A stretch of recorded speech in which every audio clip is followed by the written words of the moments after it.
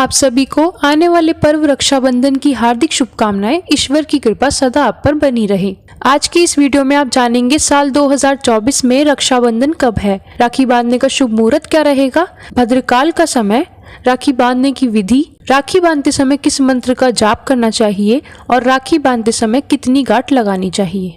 इसलिए आप सभी से अनुरोध है कि इस वीडियो को अंत तक जरूर देखिएगा। रक्षाबंधन भाई और बहन के बीच प्यार के बंधन का त्योहार है। बहन छोटी हो या बड़ी, भाई हर साल रक्षाबंधन के दिन बहन की रक्षा का वचन देता है और पूरी जिंदगी अपना वचन निभाता भी है। यह त्योहार हर साल सावन माह की पूर्णिमा के दिन मनाया जाता है। इस दिन भाई और बहन जल्दी उठकर स्नान आदि करके भगवान की पूजा करते हैं। फिर बहन अपनी भाई की कलाई पर राखी बांधकर भाई की लंबी उम्र की कामना करती है और भाई अपनी बहन की रक्षा का वचन देते हैं। कहा जाता है कि इस पर्व की शुरुआत इंद्राणी द्वारा की गई थी। एक समय था जब दानवों और देवराज इंद्र के बीच युद्ध हुआ था।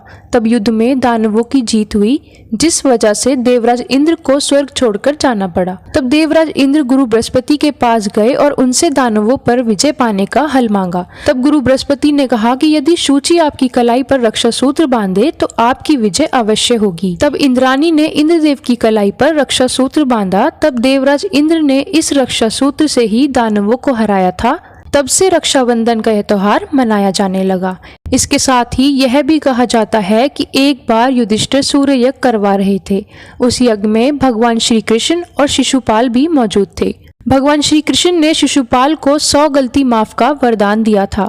इसी का फायदा उठाते हुए शिशुपाल ने भगवान श्री कृष्ण का अपमान करना शुरू किया। जैसे ही शिशुपाल ने 100वीं बार अपमान किया, उसी क्षण भगवान श्री कृष्ण ने गुस्से में आकर अपने सुदर्शन चक्र से शिशुपाल की गर्दन काट दी थी। उस समय सुदर्शन चक्र से भगवान श्री कृष्ण की उंगली कट गई थी। यज्ञ से लौटते समय उन्हें द्रौपदी मिली।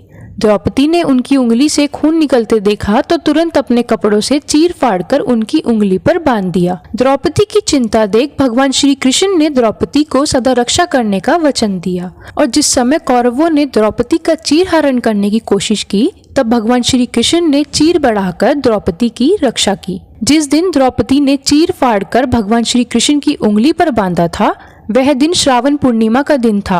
तभी से रक्षाबंधन की यह परंपरा चली आ रही है। राखी बांधने से पहले राखी की थाली सजाई जाती है और इस थाली को भी पूजा की थाली की तरह सजाया जाता है।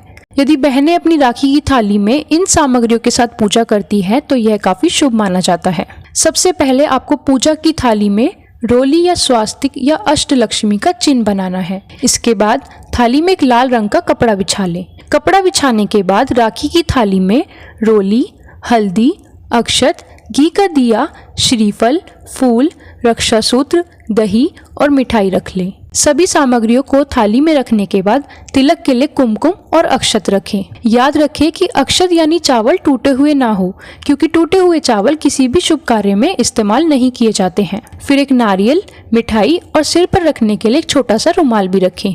रक्षाबंधन के दिन सबसे पहले भाई और बहन को सुबह जल्दी स्नान करना है। इस दिन देर तक नहीं सोना है। फिर नए या साफ सुथरे वस्त्र पहनने हैं। ये याद रखें कि इस शुभ दिन काले या गहरे रंग के वस्त्र नहीं पहनने हैं। कम से कम राखी बांधने तक तो नहीं पहनने हैं। इस दिन बहन भाई को व्रत भी रखना चाहिए। जब तक बहन भाई की कलाई पर राखी न बांधे तब तक ना ही बहन को कुछ खाना चाहिए, ना ही भाई को कुछ खाना चाहिए। फिर घर के मंदिर में दीप जलाना है और सजाई गई राखी की थाली को भगवान के सामने रखना है। राखियों की भी पूजा करनी है। राखियों को धूप दीप दिखाकर भगवान से भाई की लंबी उम्र की कामना करनी है। फिर एक राखी भगवान गणेश को बांधनी है और एक भगवान कृष्ण को। फिर राखी बांधने के शुभ मुहूर्त में सबसे पहले बहन को पूजा की थाली से भाई को तिलक लगाना है, फिर अक्षत लगाना है और फिर रक्षा का सूत्र बांधना है। याद रखें कि रक्षा सूत्र सीधे हाथ पर ही बांधा जाता है और राखी बांधते समय आपको इस मंत्र का मन ही मन जाप करना है। ये मंत्र है, येन बद्धो बलि राजा दानवेंद्रो महाबला तेन त्वाम प्रतिबंधनामि रक्षे माचल माचला। इस मंत्र का अर्थ है, वही रक्षा सूत्र तुम्हारी कलाई पर बांधती हूँ जो राजा बलि को बांधा गया था। यह रक्षा सूत्र सदा तुम्हारी विपत्तियों से रक्षा करेगा। इसके बाद आपको राखी की 3 गांठ बांधनी है। वैसे तो 3 संख्या को शुभ नहीं माना जाता है, लेकिन राखी में 3 गांठ बांधना शुभ माना जाता है। पहली गांठ भाई की लंबी उम्र के लिए, दूसरी गांठ बहन की लंबी उम्र के लिए और तीसरी गांठ भाई बहन के रिश्ते में प्यार बढ़ाने के लिए। राखी बांधने के बाद बहन को भाई की आरती करनी है। फिर अंत में बहन भाई को एक दूसरे को मिठाई खिलानी है। इसके बाद बहन अगर बड़ी है तो भाई को बहन के पैर छूना चाहिए और अगर बहन छोटी है तो उसको आशीर्वाद देना चाहिए। इसके बाद बहन भाई को एक दूसरे को उपहार भी देना चाहिए। ऐसा करने से भाइयों को दीर्घ आयु मिलती है। इस बार सावन पूर्णिमा की तिथि प्रारंभ होगी 19 अगस्त सोमवार सुबह 3:04 से और समाप्त होगी 19 अगस्त को ही सोमवार रात 11:55 पर। इसलिए उदया तिथि के अनुसार इस बार 19 अगस्त सोमवार के दिन रक्षाबंधन का त्योहार मनाया जाएगा। रक्षाबंधन का त्योहार केवल एक ही दिन मनाया जाएगा। सावन पूर्णिमा के दिन भद्रकाल का साया भी रहेगा, जिसमें 19 अगस्त सोमवार को भद्रामुख का समय 10:53 से दोपहर 12:37 तक का रहेगा। भद्रापूज का समय सुबह 9:51 से 10:53 तक रहेगा और भद्रकाल की समाप्ति होगी दोपहर 1:30 पर।